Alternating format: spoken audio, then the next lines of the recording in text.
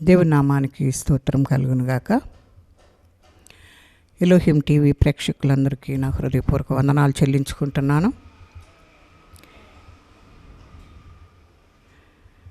జీవము కలిగిన దేవుని కృపావర్షం మనందరిపై సమృద్ధిగా కురియునుగాక. పరంగీతం అనే శ్రేష్టమైన గ్రంథాన్ని గురించి గత కొన్ని దినముల నుండి మనం ధ్యానిస్తూ ఉన్నాం.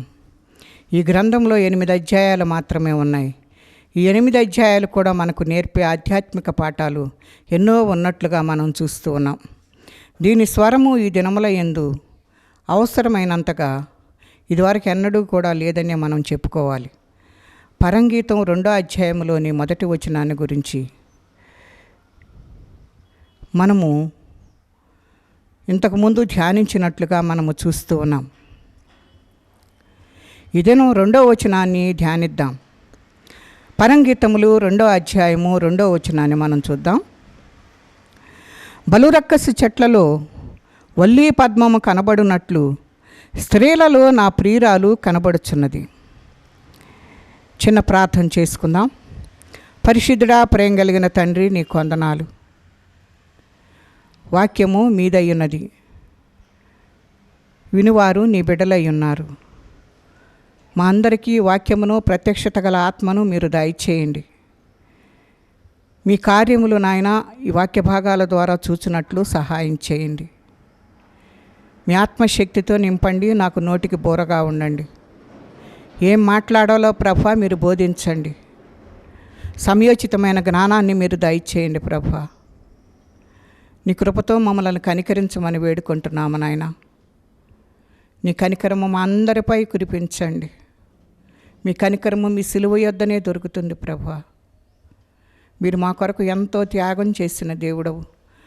ఆ త్యాగాన్ని మేము జ్ఞాపకం చేసుకుని నీ కొరకు జీవించేవారుగా మమ్మల్ని అందరినీ సిద్ధపరచమని, ఈ వాక్యముతో మీరు మాతో మాట్లాడమని, వివరించుటకు కావలసిన కృపను విడుదల చేసి నీ నామానికే మహిమ, ఘనత, ప్రభావములు పొందుకోమని యేసు పరిశుద్ధ నామమును అడిగి వేడుకుంటున్నాం తండ్రి. ఆమేన్. దేవునికి స్తోత్రం కలుగునుగాక. ఈ దినము 2వ అధ్యాయంలోని మొదటి వచనాన్ని మనం ముగించుకున్నాం. 2వ అధ్యాయంలో ఉన్న కొన్ని భాగాలను మనము ఈ దినము జ్ఞాపకం చేసుకుందాం. బలురక్కసి చెట్లలో వల్లీ పద్మము కనపడునట్లు స్త్రీలలో నా ప్రియురాలు కనబడుచున్నదని వ్రాయబడి ఉంది. ఇవి ప్రభు పలికిన మాటలుగా మనకు కనబడుతూ ఉన్నాయి. వల్లీ పద్మము అనగా లిల్లీ పుష్పము అని అర్థం. పెండ్లి కుమార్తె సంఘము వల్లీ పద్మమునకు పోల్చబడిందిగా మనకు కనబడుతూ ఉంది. పెండ్లి కుమార్తె సంఘము అనగా ప్రభుని ప్రజలు అని అర్థంగా మనకు కనబడుతూ ఉంది. ఈ లోకములో ప్రభుని ప్రజలు ఎటు చూచిన బలురక్కసి చెట్లే, అనగా ఎటు చూచినా శ్రమలే, ఏ ప్రక్క చూచినా ముండ్లే. ఉదాహరణగా మనం చూస్తే శరీరంలోని అనారోగ్యం అనే ముళ్ళు, గొడ్రాలితనము ఒక ముళ్ళుగా మనకు కనబడుతుంది. దుష్టుడైన భర్త ఒక ముళ్ళుగా మనకు కనబడుతూ ఉంది. భక్తిహీనురాలైన భార్య ఒక ముళ్ళుగా మనకు కనబడుతుంది. మూర్ఖులైన పిల్లలు ఒక ముళ్ళుగా మనకు కనబడుతున్నారు. నిర్దయులైన బంధువులు ఒక ముండ్లుగా మనకు కనబడుతున్నారు.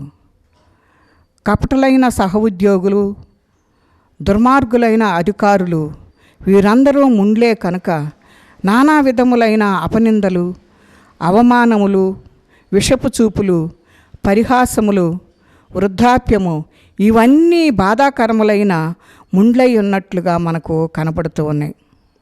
ఈ ముండ్లు మన హృదయాన్ని గురించి బాధపరుస్తూ ఉంటాయి కనుక ఇట్టి హానికరములైన బాధకరములైన ముండ్ల మధ్య దేవుని ప్రజలు వల్లీ పద్మము వలె ఉండవలసిన ఉన్నారని దేవుని యొక్క వాక్యము మనకు హెచ్చరిక చేస్తూ ఉంది. మరి ముఖ్యంగా యేసు నామమున కలుగు ప్రతి శ్రమ బహు శ్రమగా మనకు కనబడుతూ ఉంటుంది. ఎందుకంటే దేవుని యొక్క పని చేస్తూ ఉన్నప్పుడు అనేకమైన శ్రమలు మనకు బహుగా వస్తూ ఉంటాయి. అయినప్పటికీ ప్రతి శ్రమ బహుగా మహిమకరమై ఉండినదిగా దేవుడు చేయటానికి ఇష్టపడుతున్నాడు. తన సహోదరులు యోసేపుని మరి దూషించినట్లుగా మనం చూస్తూ ఉన్నాం. దేవుడు తనకు కలలు ఇచ్చినందుకు ఆ కలల గురించి చెబుతూ అప్పుడు తన సహోదరులు తనపై అసూయపడినట్లుగా మనం చూస్తూ ఉన్నాం. కలలు కనేవాడు వస్తున్నాడు అని తను వస్తుంటే అనుకుంటూ ఉన్నారు. ఇలాగున నిందలు అవమానములు ఎన్నో వస్తున్నాయి. మరి ఆయనను ఒక గుంటలో పడవేసినట్లుగా మనం చూస్తూ ఉన్నాం. ఆ గుంటలో నుండి దేవుడు బయటికి తీసుకుని వచ్చినట్లుగా చూస్తూ ఉన్నాం. అన్నలు ఎన్నో మరి తనను దూషించినట్లుగా, ఎన్నో పరిస్థితులు తనకు దుఃఖకరమైనవిగా మరి చేసినట్లుగా మనము చూస్తూ ఉన్నాం. వారు ఆ రీతిగా దూషించినట్లుగా మనము బైబిల్ గ్రంథముల ఆదికాండములో మనం చూస్తాం. అయినను యోసేపు అన్ని విషయములలో సహించినట్లుగా మనం చూస్తూ ఉన్నాం. అందుకే యేసు ప్రభు వారికి యోసేపుకి కొన్ని మరి పోలికలుగా ఉన్నట్లుగా, యేసుక్రీస్తు వారికి మరి పోలికగా ఉన్నట్లుగా మనము యోసేపును చూస్తూ ఉంటాం. ఎటువంటి స్థితిలోనికి వెళ్ళినా ఆ స్థితిలో నుంచి ఆయన బయటకు తీసుకుని వచ్చి గోతిలో పడవేసిన, దాసునిగా అమ్మివేసిన దేవుడు చూస్తూ ఊరుకోలేదు. అలాగుననే ఏ తప్పు చేయకుండా శిక్షకు అప్పగింపాడు చెరసాల్లో వేయబడిన దేవుడు అక్కడ కూడా ఆయనకు తోడుగా ఉన్నాడు. ఆ దూషణలు అన్నిటిలో కూడాను ఆయనకు తోడుగా ఉండి ఆయనను మలుచుతున్నాడు. ఎందుకంటే శ్రమల ద్వారా ఆయన మలుస్తూ ఉన్నట్లుగా మనం చూస్తూ ఉన్నాం. అన్నిటినీ సహించి దేవుడు అన్నిటి నుంచి కూడాను బయటకు తీసుకుని వచ్చినప్పుడు మరి ఆ దేశమునకు ప్రధానమంత్రిగా మనకు కనబడుతూ ఉన్నాడు. ఒక ఉన్నతమైన స్థితిని దేవుడు అనుగ్రహించినట్లుగా చూస్తూ ఉన్నాం. దూషణలు వచ్చినాయని, ఎన్నో అపనిందలు మన మీదకు వస్తున్నాయని, మనం చేయని వాటికి కూడాను శ్రమ అనుభవిస్తున్నామని, వీటన్నిటిని గురించి మనము ఎంతో వేదన పడుతూ ఉన్నాం. అలాంటి పరిస్థితుల్లో ఉన్న యోసేపు వీటన్నిటిని గురించి ఆయన పట్టించుకోలేదు. కానీ ఆ శ్రమను అనుభవిస్తూ దేవుణ్ణే స్తుతిస్తూ వచ్చాడు. దేవుని కొరకు ఎదురు చూస్తున్నట్లుగా మనము చూస్తూ ఉన్నాం. రాజైన సౌలును కూడా మనము జ్ఞాపకం చేసుకుంటే దావీదుపై విషపు చూపు చూపించినట్లుగా మనము చూస్తూ ఉన్నాం. ఆయనపై విషపు చూపు నిలిపినట్లుగా మనము చూస్తూ ఉన్నాం. తన కుమార్తెనిచ్చాడు, తన రాజ్యమునిచ్చాడు. ఆయన సుబుద్ధి కలిగి మరి అన్ని చోట్లకు ఎక్కడికి పంపించినా సుబుద్ధి కలిగి ఉంటూ ఆ కార్యములన్నీ ముగించుకొని వస్తూ ఉన్నప్పుడు రాజుకు 10,000 అన్నారు, దావీదుకు 1,000 కొలది అన్నారు. కనుక ఇలాంటివన్నీ చూసి ఆయన సహించలేకపోయాడు. అతనిపై విషపు చూపు నిలిపినట్లుగా మనం చూస్తూ ఉన్నాం. ఆయనను చంపాలని ఎంతగానో ఆయనను తరుముతున్నట్లుగా చూస్తూ ఉన్నాం. కుమార్తెనిచ్చాడు, కుమార్తెనిచ్చి కూడాను మరి ఇంటికి అల్లుడే కదా, అది కూడా ఆలోచన లేకుండా మరి దావీదుపై విషపు చూపు నిలిపి ఎన్నో రీతులుగా ఆయన చంపాలని చెప్పేసి మరి ఎంతగానో ప్రయత్నాలు చేశాడు. కానీ ఆ ప్రయత్నాలన్నిటిలో నుంచి దేవుడు విడిపించినట్లుగా మనం చూస్తూ ఉన్నాం. ఇలాంటి పరిస్థితులన్నిటిలో కూడాను దేవుడు దావీదును జాగ్రత్తగా బయటకు తీసుకువస్తూ ఉన్నాడు. ఎందుకు అనంటే ఆయన చూచుచున్న దేవుడు, ఆయన చూస్తూ ఊరుకునే దేవుడు కాదు. కానీ మరి దావీదు ఏం చేశాడు అనంటే సౌలు తన చేతికి దొరికినా కూడా అతనిని చంపలేదు. ఎందుకు అనంటే అభిషేకింపబడిన వాడిని మనము చంపకూడదు అనే దేవుని ప్రేమ కలిగిన వ్యక్తి దేవుడు అతనిలో ఉన్నాడు కనుక ఆ ప్రేమను ఆయన చంపకుండా మరి వెనక్కి తీసుకుని వచ్చినట్లుగా చూస్తూ ఉన్నాం. తన చెంగును మరి తన మీద వేసుకుని ఆ చెంగును చివర కట్ చేసుకుని ఆ నీటి బుడ్డిను అక్కడుండి ఆ కర్రను తీసుకుని బయటికి వస్తాడు కనుక ఆ శరీరముపై ఉన్న ఆ పంచెను చిన్న ముక్క కత్తిరించినందుకే దావీదు ఎంతగానో బాధపడినట్లుగా మనం చూస్తూ ఉన్నాం. ఎందుకంటే అభిషేకించబడిన వ్యక్తిని మనము ముట్టకూడదు అనేది ఆయన తీర్మానం చేసుకొని చంపటానికి మరి అన్ని రీతులుగా ఆయనకు అవకాశములు వచ్చినప్పటికీ కూడాను సౌలును చంపకుండా విడిచిపెట్టాడు. అప్పుడు సౌలు అంటున్నాడు, నువ్వు నీతిమంతుడువు అని సౌలు సాక్ష్యం ఇస్తున్నాడు. నాకంటే నువ్వే నీతిమంతుడు అంటున్నాడు. ఎందుకు అనంటే ఆయనను చంపకుండా వదిలేసినందుకు. ఆయన ప్రాణం కొరకు ఆయన అంత ప్రాకులాడుతున్నాడు. ఇతరుల ప్రాణమునైతే తేలిగ్గా తీసేయాలని ఆయన చూస్తూ మరి దావీదును ఎంతగానో వెంటపడి వేధిస్తూ ఎన్నో రీతులుగా మరి చంపాలని చూసినా కూడా అవన్నీ కూడా దేవుడు ఆ మరణ బంధకము నుండి తప్పించినట్లుగా మనము చూస్తూ ఉన్నాం. కనుక అటువంటి విషపు చూపు మనము కలిగి ఉండకూడదు అని దేవుని యొక్క వాక్యము మనకు హెచ్చరిక చేస్తుంది. యోసేపును కూడాను వారు ఎంతో దూషించారు, కానీ ఆయనే అందరికీ ప్రభువయ్యి అక్కడ వారందరికీ కూడాను మరి ఆ కరువు కాలంలో భోజనాన్ని ఏర్పాటు చేసిన వ్యక్తిగా కనపడుతున్నాడు. అందుకే తీసివేసిన రాయి తలకు మూలరాయి అని దేవుని యొక్క వాక్యము మనకు హెచ్చరిక చేస్తుంది. ఎవరైనా మనల్ని ద్వేషిస్తున్నారా, ఎవరైనా మనల్ని సందేహిస్తున్నారా, ఎవరైనా మనల్ని అపహాస్యం చేస్తున్నారా, అట్టి వారినే దేవుడు ఎన్నుకుంటున్నాడు. ఎందుకనంటే జ్ఞానులను మరి సిగ్గుపరచుటకు మరి తెలివిలేని వారిని ఆయన ఎన్నుకుంటున్నట్లుగా మనము చూస్తూ ఉన్నాం. ఎటువంటి పరిస్థితుల్లో ఉన్న ఈ వ్యక్తులను దేవుడు ఎంతో జాగ్రత్తగా కాపాడినట్లుగా మనం చూస్తూ ఉన్నాం. అదే రీతిగా ఇస్కరియోతు యోధాను కూడా మనం జ్ఞాపకం చేసుకుంటే ప్రభు అయిన యేసుక్రీస్తు వారిని మరి అప్పగించే విషయంలో ఆయన ఎంతగానో శ్రమపరిచినట్లుగా మరి చూస్తూ ఉన్నాం. ఆ అప్పగించటానికి ఆయన ఒక దొంగ ముద్దు పెట్టుకొని ఆయన గుర్తుపట్టడానికి వీలుగా మరి యేసయ్యను వెళ్ళి ముద్దు పెట్టుకొని తనతో సహవాసం చేస్తూ ఉన్న ఆ వ్యక్తే మరి ప్రభు అయిన యేసుక్రీస్తు వారిని అప్పగించినట్లుగా మనము చూస్తూ ఉన్నాం. శ్రమలు ఎందుకు రావాలి అనేది మనము గమనించితే దేవుని కృప ఉచితమైనది, కానీ కిరీటం పొందుటకు కృషి చేయవలసిన వారముగా మనము కనపడుతూ ఉన్నాం. శ్రమ పడవలసి ఉన్నాము, రక్షణ కృపాదానము, కానీ రాజకత్వమును కష్టపడి సంపాదించుకోవాల్సి ఉన్నాము. అలాగే మన్నింపు పొందటము సులువు కావచ్చు, కానీ మహిమను పొందటం సులభం కాదు.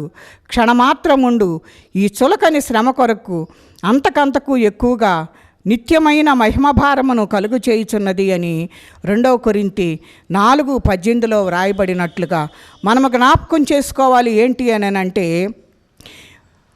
దేవుని యొక్క కృప అయితే ఉచితంగానే ఇస్తున్నాడు, కానీ ఆ ఇచ్చిన కృపను బట్టి మనము కిరీటములు పొందాలి అంటే కృషి అనేది మనము చేయాలి.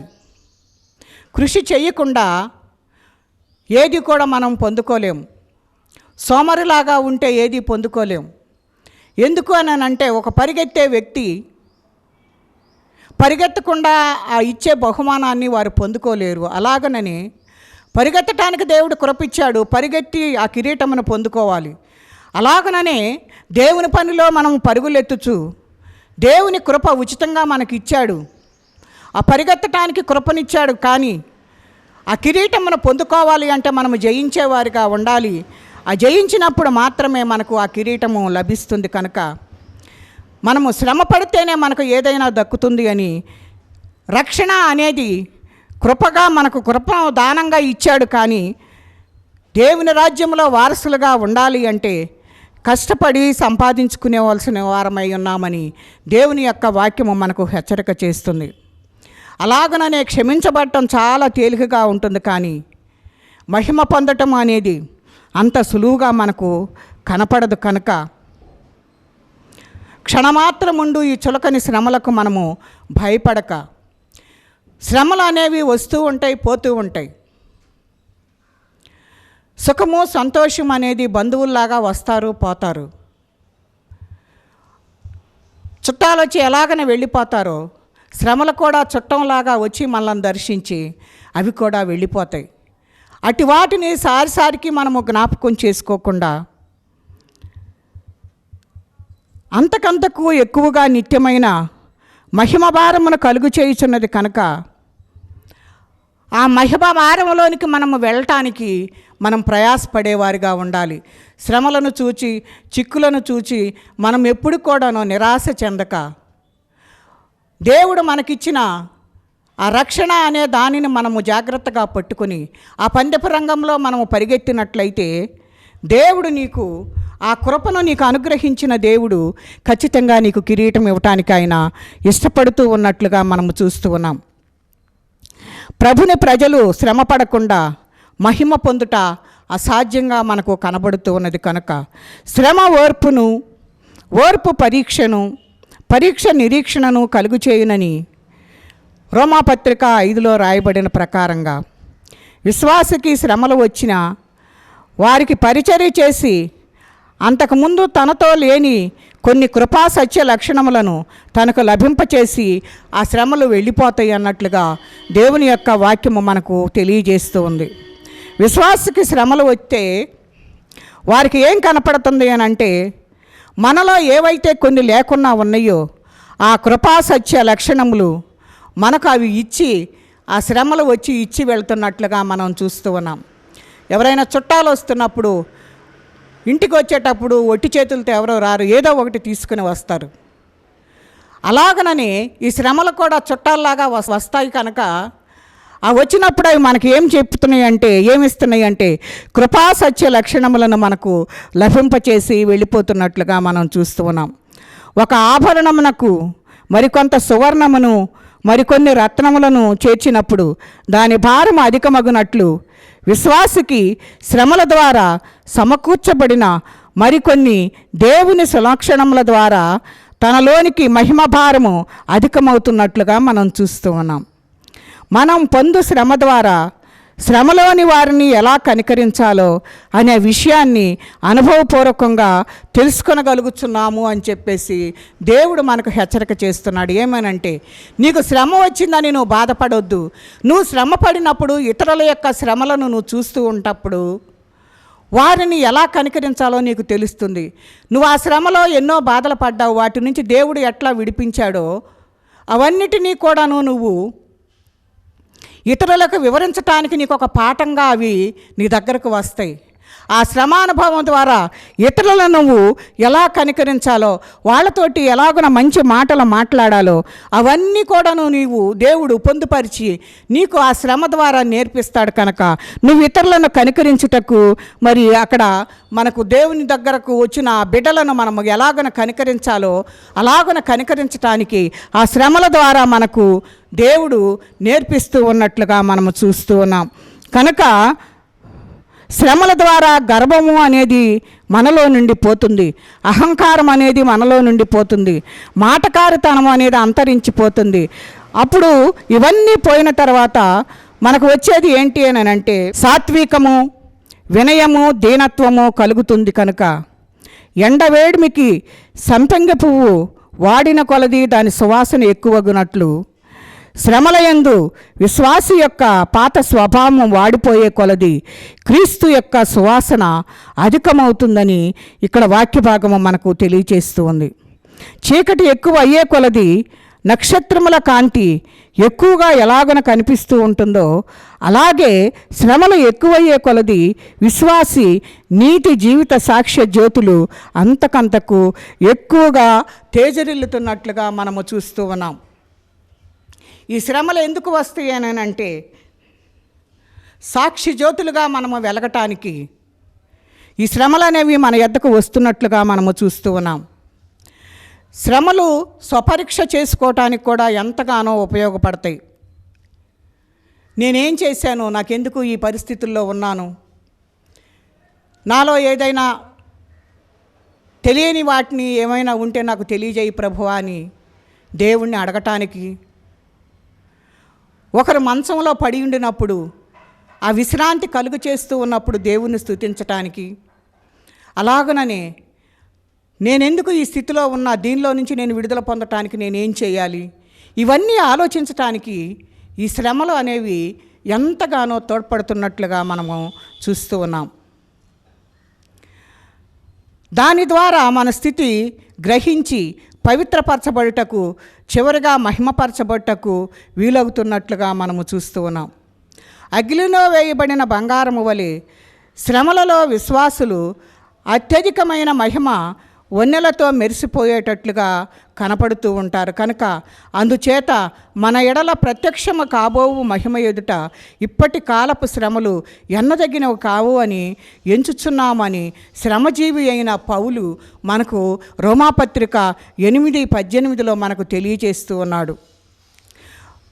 దేవుని ప్రత్యక్షత కొరకు ఆయన ఎదురు చూస్తూ రాబోయే కాలంలో జరిగే శ్రమల కంటే ఇవి ఎన్నతగినవి కావు అని పౌలు భక్తుడు మనకు తెలియజేస్తూ ఉన్నాడు.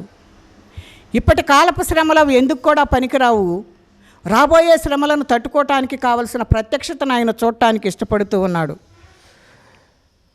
ఇలాంటి మహిమను పొందుదము అని నిరీక్షణను కలిగిన పరిశుద్ధులు శ్రమల యందే సంతోషిస్తారు కనుక శ్రమలలో సణుగక వీటి నిమిత్తము సర్వోన్నతుని స్తుతిస్తారు కనుక ప్రియమైన వారలారా, నీకేదైనా శ్రమ సంభవించి ఉన్నప్పుడు ప్రభువు నిన్ను శిక్షించుచున్నాడు అని అధైర్యపడకూడదు.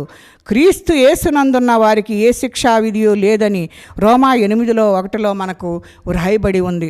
కనుక శ్రమలు వచ్చినప్పుడు సణుక్కోవటం, గుణుక్కోవటం, ఇది నాకే రావాలా, నాకే ఎందుకు వచ్చింది, ఎంతోమంది బాగున్నారు కదా, నేనే ఎందుకు ఇలాగ ఉన్నాను, నా పరిస్థితి ఏంటి ఇలాగైపోయింది అని సణుగుడు గొణుగుడు మనము చేయకూడదు. కానీ దేవుడు శిక్షిస్తున్నాడని మనం అనకూడదు. కానీ దాని ద్వారా మనకు దేవుడు ఏదో నేర్పించటానికి ఆ సమస్యల్లో నుంచి దేవుడు మనలను అలాగున నడిపిస్తూ ఉన్నప్పుడు వాటిలో నుండి మనల్ని జాగ్రత్తగా బయటికి తీసుకుని వస్తాడు. నీకు ఎలాంటి శ్రమ కలిగినా, ఎలాంటి బాధ కలిగినా, ఎలాంటి ఇబ్బంది కలిగినా దానిలో నుంచి జాగ్రత్తగా నిన్ను బయటికి తీసుకుని వస్తాడు. నువ్వు ఒకవేళ నడుస్తూ ఉన్నప్పుడు ముళ్ళ మార్గం ఏదైనా ఉంటుందేమో, కానీ ఆ ముళ్ళను మరి త్రొక్కకుండా ముందు ఆయన చెయ్యి ఆయన క్రింద పెడతాడు. ఆ ముళ్ళు ఆయనకే గుచ్చుకుంటాయి కనుక నీకు గుచ్చుకోకుండా ఆయన చేతిలో నీ అరికాలను ఆయన చేతిలో పెట్టుకొని ఆయన నిన్ను జాగ్రత్తగా అవతలకు దాటించే వ్యక్తిగా మనకు కనపడుతున్నాడు. మరి ఆయన శరీరంలో తలపైన ముళ్ళ గాయములు, ముళ్ళ కిరీటం పెట్టింది ఎందుకు అని అంటే ఏ ముళ్ళు కూడా నీకు తగలకుండా నువ్వు ఆయనతో సహవాసం చేయటానికి అనుకూలంగా ఆ ముళ్ళు అనే మార్గము నుండి నీకు విడుదల కలుగు చేసినట్లుగా మనము చూస్తూ ఉన్నాం.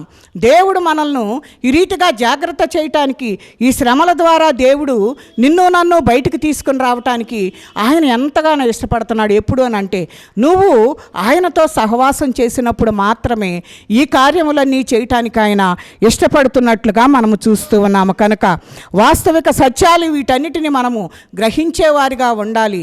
ఇవన్నీ వాస్తవంగా అన్ని విషయాల్లో మనకు జరుగుతున్నట్లుగానే మనకు కనపడుతూ ఉంటాయి. కానీ ఈ శ్రమలు అధికమయ్యే కొలది అధికముగా ప్రార్థనాపరులమై పరీక్షకు నిలబడిన విశ్వాసి అయి ధైర్యముగా ఉండాలి అని చెప్పేసి దేవుడు మనతోటి హెచ్చరిక చేస్తూ ఉన్నాడు.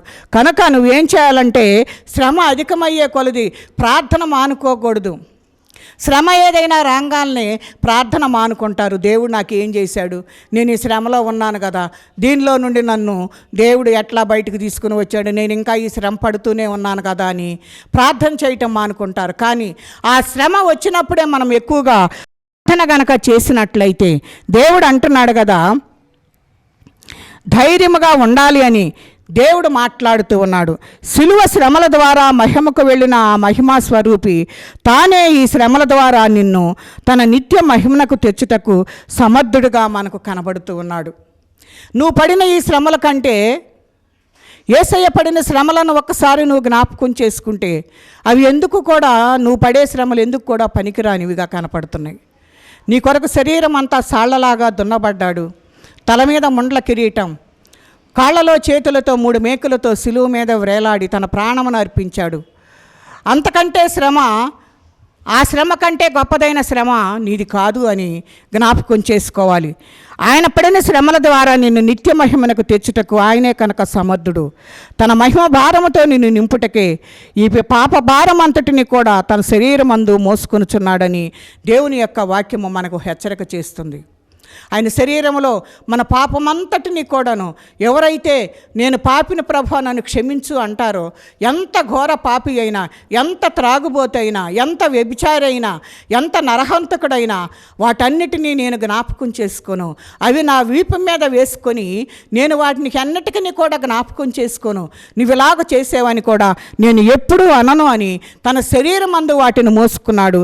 కనుక ఇది ఎంత ఆశ్చర్యకరమైన విషయమో మనం ఒకసారి జ్ఞాపకం చేసుకునవలసిన వారమై ఉన్నాం. కనుక మన పాప భారం అంతటిని తన శరీరం అందు మోసుకున్నట్లుగా మనం చూస్తూ ఉన్నాం. దానికి మార్గం ఏంటి అని అంటే, ప్రభువా నన్ను క్షమించు, నేను పాపిని అని నువ్వు ఒక్క మాట మాట్లాడితే చాలు నోటితో, ఆయన వాటన్నిటిని ఆయన శరీరం అందు మోసుకోవటానికి ఆయన ఇష్టపడుతూ ఉన్నాడు. ఒక చాకలివాడు బట్టల మూటను పెట్టుకొని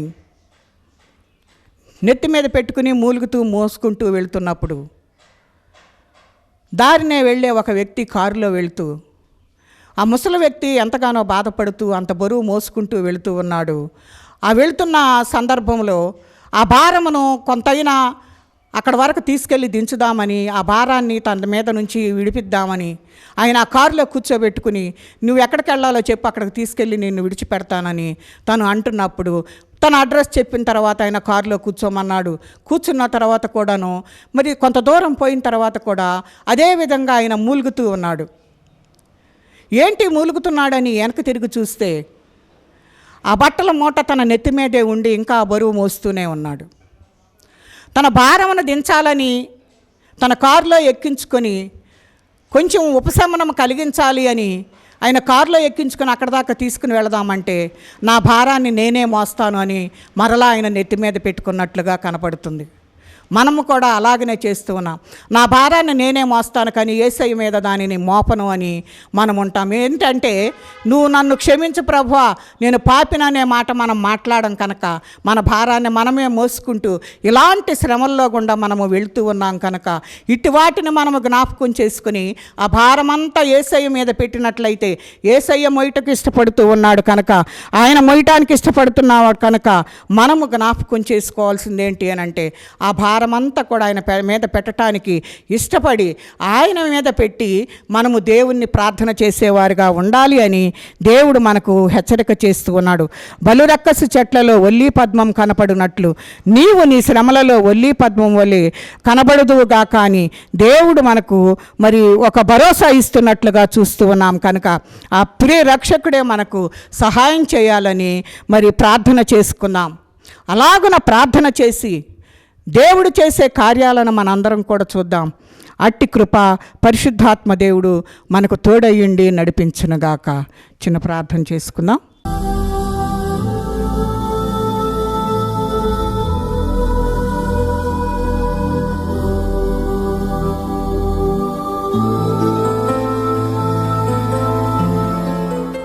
పరిశుద్ధుడా, ప్రేమ కలిగిన తండ్రి, నీకు వందనాలు. ఇట్టి కార్యముల ద్వారా ఈ వాక్య భాగముల ద్వారా మమ్మల్ని మేము సరి చేసుకొని నీ రాజ్యంలో నాయన వారసులుగా ఉండుటకు సహాయం చేసి ఇటువంటి శ్రమల నుంచి విడిపించగలిగిన సమర్థుడవు నీ ఉన్నావని గుర్తెరిగి నీతో సహవాసం చేస్తూ నీ వైపు చూస్తూ నాయన వాటిలో నుంచి విడుదల పొంది నీ యొద్దకు నాయన మేమందరము వచ్చులాగున సహాయం చేసి క్షమించబట్టకు సహాయం చేయమని యేసు పరిశుద్ధ నామం అడిగి వేడుకుంటున్నాం తండ్రి. ఆమేన్.